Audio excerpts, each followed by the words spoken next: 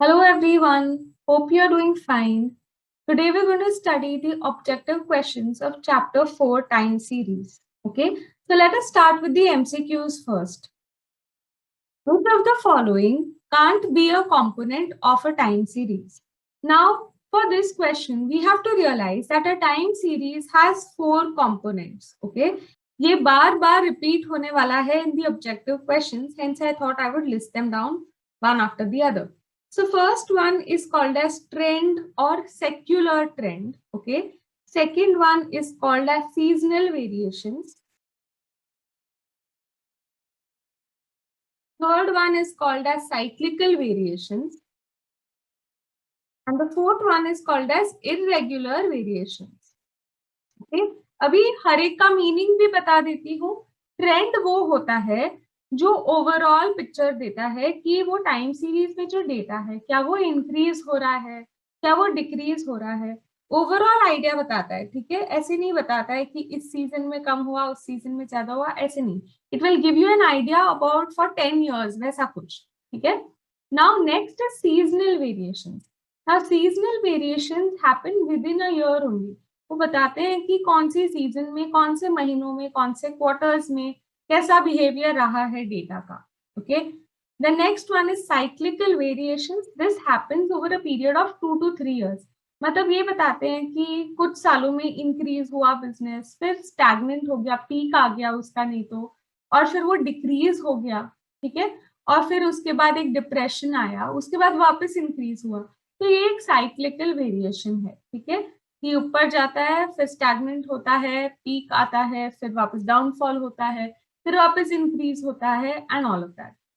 Now next irregular variations. Irregular variations वो होते हैं जो हम लोग प्रिडिक्ट नहीं कर सकते हैं, वो बिल्कुल ही रैंडम होते हैं. तो जैसे कि अर्थक्वेक आ गया या ऐसा कुछ हुआ तो सडनली डेटा चेंज हो गया. ठीक है, तो we can not count this, we can not measure these irregular variations. Fine. So which of the following can't be a component of time series? It has to be mean. Okay, the other three are components. Now next, the first step in time series analysis is to, जो पहला step होता है time series analysis में, वो usually ये होता है कि हम लोग एक ग्राफ बनाते हैं with the time on the X axis and the values on the Y axis.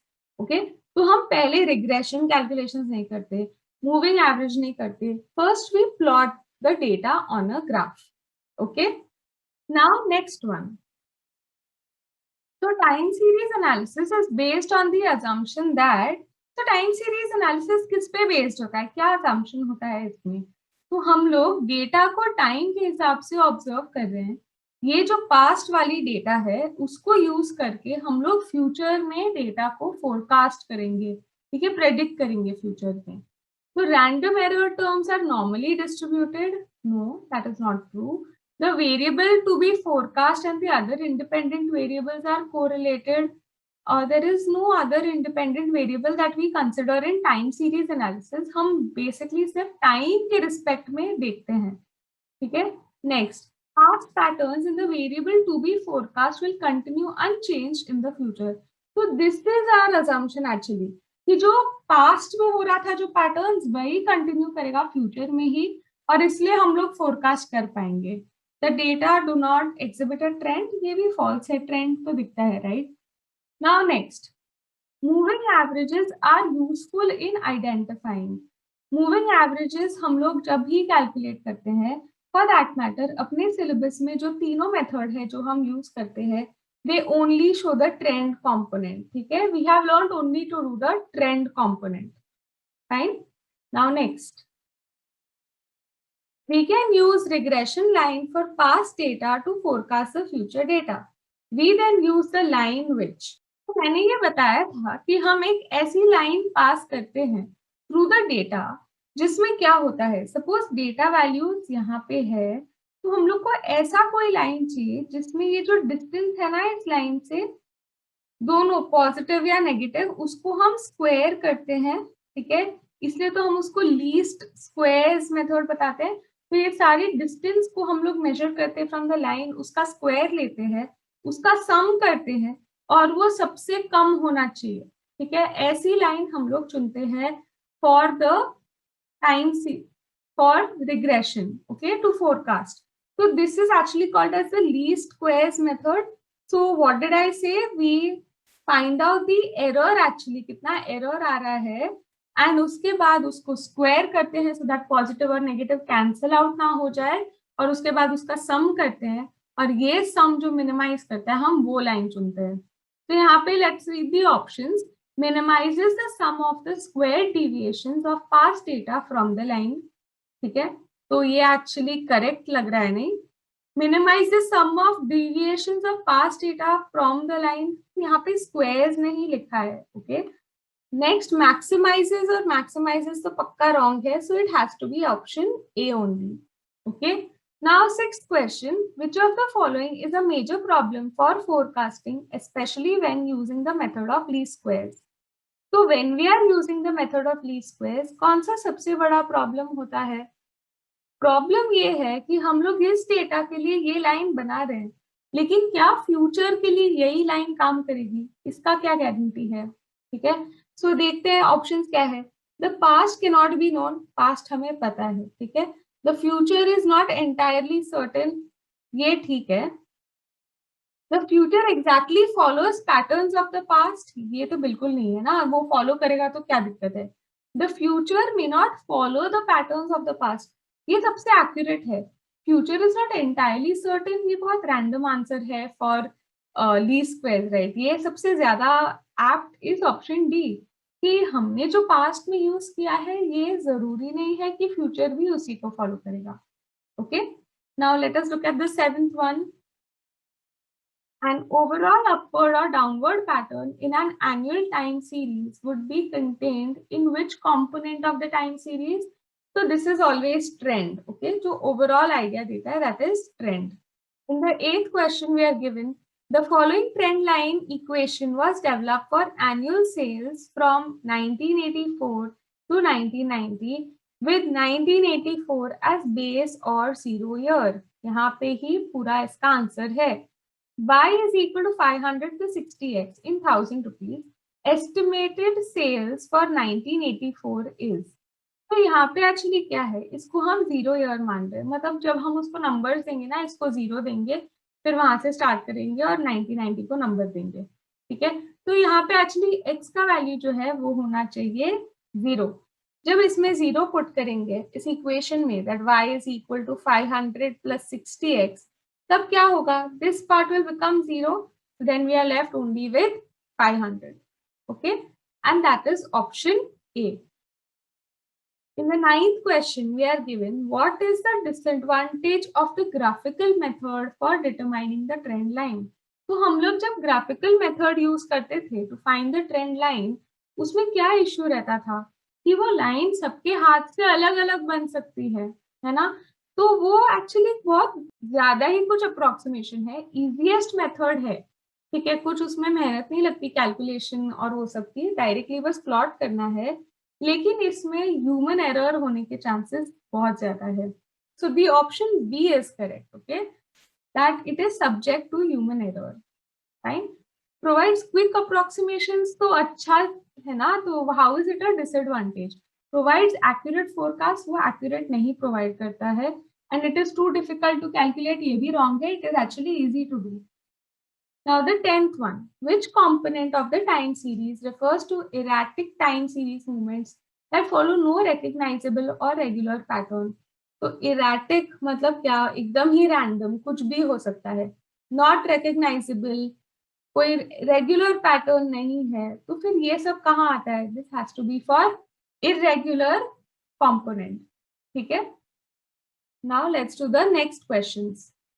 Now the next 4 questions, the fill in the blanks, are based on components of a time series. Dash components of a time series is indicated by a smooth line. This is secular trend. Okay, secular trend को ही हम एक straight line से दिखाते हैं, इधर upward या फिर downward. ठीक है, वो overall idea देता है. Next, dash component of the time series is indicated by periodic variation year after year. तो एक ही साल में जो पीरियोडिक वेरिएशन होता रहता है और वो हर साल होते रहता है, उसको हम बुलाते हैं seasonal component.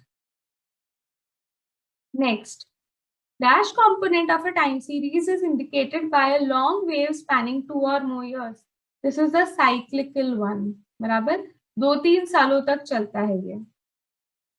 Next, dash component of the time series is indicated by up and down movements without any pattern. Without any pattern मतलब it is definitely the irregular component. Fine. So all these are the definitions for the various components. Now let us look at the next one. Additive models of the time series dash independence of its components. So we have two types of models. Okay, additive. तो ये addictive लिखा हुआ है text book में, वो additive होना चाहिए, and एक मल्टीप्लिकेटिव होता है. ठीक है, तो इन दो मॉडल्स में क्या होता है, वो सारे कंपोनेंट्स को एक साथ कंसिडर करते हैं. ठीक है, एंड फाइनली हमको हमारे टाइम सीरीज एनालिसिस में हेल्प करते हैं. एडिटिव मॉडल में ऐसा माना जाता है कि सारे जो कंपोनेंट्स है वो इंडिपेंडेंट है, और इसलिए बस वो सारी वैल्यूज को ऐड करके हम लोग को आंसर मिल जाएगा. मल्टीप्लिकेटिव मॉडल में ये मानते हैं कि वो एक भी इंडिपेंडेंट नहीं है, इसलिए उनको मल्टीप्लाई करके आंसर मिलता है. ओके, तो यहाँ पे it assumes the independence of its components. ये अज्यूम करता है कि ये इंडिपेंडेंट होंगे, और मल्टीप्लिकेटिव में it does not assume. The simplest method of measuring trend of a time series is the graphical method. सबसे आसान तो graphical ही होता है, सबसे ज्यादा complicated होता है least square method. Okay, the method of measuring trend of time series using only averages is, so this is the moving average method.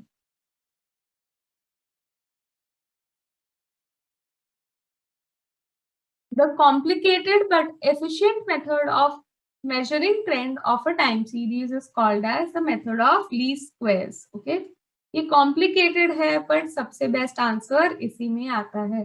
Okay, the graph of a time series clearly shows dash if it is monotone. तो अगर वो monotone है, monotone मतलब क्या, एक जैसा है हर जगह पे, मतलब ऐसे इधर monotone increasing है, मतलब बढ़ते ही जा रहा है हर जगह पे, या फिर हर जगह पे घटते ही जा रहा है, तो ये ट्रेंड दिखाता है. ठीक है, मोनोटोन मतलब जो एक जैसा दिखाता है हमें, तो वो ट्रेंड दिखाता है. Okay, now next, true and false. The secular trend component of time series represents irregular variations. ये फॉल्स है ना, मतलब सेक्युलर ट्रेंड तो हम लोग को एक ओवरऑल पिक्चर देता है how the time series is behaving. Seasonal variation can be observed over several years. ये ट्रू है. हम लोग कभी भी सीजनल वेरिएशन देखना चाहते हैं तो हम एक साल में नहीं बता सकते हैं कि हाँ समर में ऐसा होता है, विंटर में ऐसा होता है. हम लोग को बहुत सारे सालों तक ऑब्जर्व करना पड़ेगा कि क्या हर समर में यही होता है, क्या हर विंटर में यही होता है. Third one, cyclical variation can occur several times in a year. Cyclical variation एक साल में नहीं होता, वो बहुत सारे सालों में एक बार होता है. ठीक है, इट इज अ कर्व जैसा इंक्रीजिंग एंड डिक्रीजिंग वाला, which will occur over a span of years, not within a year. Okay, irregular variation is not a random component of a time series. Not a random, क्या ये random ही है, so this is also false. Okay, now let us look at the next questions.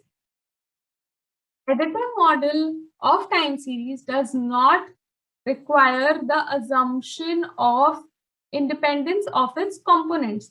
This is definitely false. Additive model में we need the assumption के सारे components जो है वो independent है. Multiplicative model does not actually require the assumption. तो जो sixth वाला है वो true है.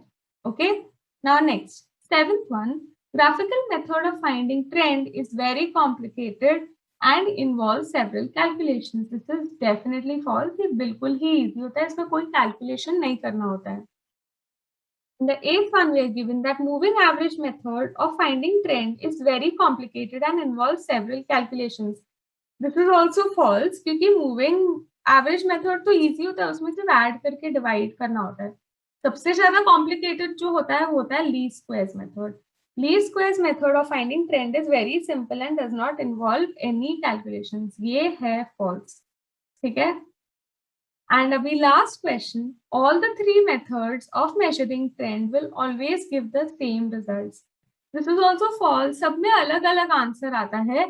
The least squares method being most accurate and graphical method being सबसे ज़्यादा ढीला method. Okay. So with this, we have solved all the objective questions in this chapter. I hope you have understood the concepts here.